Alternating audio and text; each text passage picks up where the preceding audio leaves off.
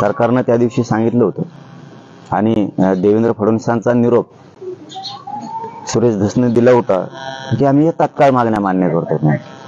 तात्काळचा अर्थ असा होत नाही की त्याला 12-13 दिवस लागतात म्हणून. आज 13-14 दिवस झालेत आता की शिंदे समिती गठीत केलेली नाहीये, ती पण सुरू केली नाही. वंशवळ समिती गठीत केली नाही. मनुष्यबळही वाढवून दिलं नाही. मुडीलिपी अभ्यासकांचं, फारशी भाषेवाल्यांचं हे कुठलंही काम केलेलं नाही. एकही केसेस आणि ती प्रक्रिया आणखीन सुरू केली नाही.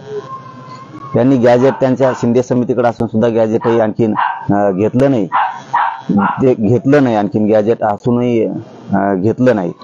यांनी ज्या मागण्या 4-5 तरी करू म्हणले होते, एसीबीसीचा विषय होता, त्याच्याबद्दल आणखी निर्णय घेतला नाही त्यांनी की 100% मुलींना फीस मागायला किंवा सॉरी विद्यार्थ्यांना फीस मागायला लागले 100% ही फीस. त्याबाबत शासनाने आणखीन उच्च तंत्रज्ञान विभागाकडे शिक्षण विभागाकडे दिलंय की सामाजिक न्याय विभागाकडे दिलंय, त्याचं काही कोणत्या मंत्रालयाकडे दिलंय कसा ताळाला मिळणे. आणखी नुसतं एसीबीसी 10% आरक्षण दिले एवढंच हे फक्त दिलंय, परंतु त्यांना 100% फीस मागायले. मग आता कोणत्या विभागाकडे दिलंय तुम्ही? पोरांना 100% फीस भरायची का शाळेतून शाळेला त्यांना काढून हाकून देणार आहेत आता, त्यांनी पैसे भरायचे कुठून? ईडब्ल्यूएसचा विषय होता, ज्यांच्या अगोदरच ईडब्ल्यूएस मध्ये म्हणजे हे 10% देण्याच्या अगोदर ज्यांनी ईडब्ल्यूएस मध्ये फॉर्म भरले त्यांचे रिजेक्ट करायची सुरुवात यांची आहे. मग हे अन्याय तरी किती दिवस? सातारा संस्थांचं, बॉम्बे गव्हर्नमेंटचं गॅजेट त्यांच्याकडे असून सुद्धा ते आणखीनही घेतलं जात नाही. म्हणजे ही खूप मोठी शोकांतिका आहे की हे जाणून बुजून तर नाही करायला ना, फक्त उपोषण उठेपर्यंत, उपोषण सोडीपर्यंत म्हणजे सरकारवर मराठ्यांचा दबाव आहे, दडपण आहे.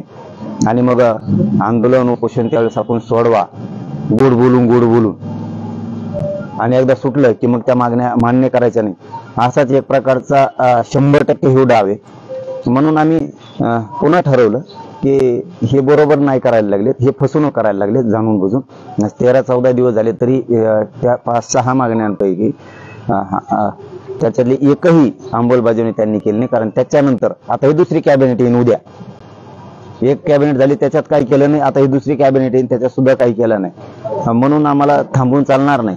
म्हणून 15 तारखेपासून आम्ही उद्याच्या फेब्रुवारीच्या इथं साखळे बेमत साखळे उपोषण पुन्हा सुरू करतो अंतरवालीमध्ये, कारण सरकारला त्याशिवाय जमणार नाही.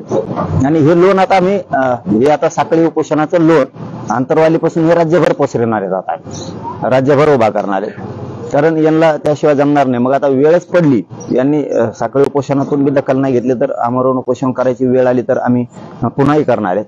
हे झाल्या 2 गोष्टी. आणि तिसरी अशी, या 2-3 दिवसाच्या आत आता आम्ही तारीख सांगतो तुम्हाला, आणखीन ठरवली नाही. आम्ही सगळे बसतो तिकडचे, आता आणखी बसलो नाहीत. मुंबईला आझाद मैदान, शिवाजी पार्क, जेवढे मैदान आहेत मुंबईतले ते सगळे पाणीसाठी आम्ही जाणार आहेत, कारण आम्हाला मुंबईकडे पण जायचं.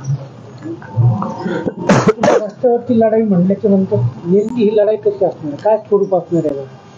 आणखीनही आमची इच्छा आहे की सरकार देईल, म्हणून आम्ही ते सांगत नाहीयेत. रस्त्यावरची लढाई म्हणजे काय त्यावेळेस प्रत्यक्षच बघायला मिळणार आहे सरकारला पण आणि राज्याला पण, कारण ते आत्ताच आम्हाला ओपन करणं बरोबर नाही.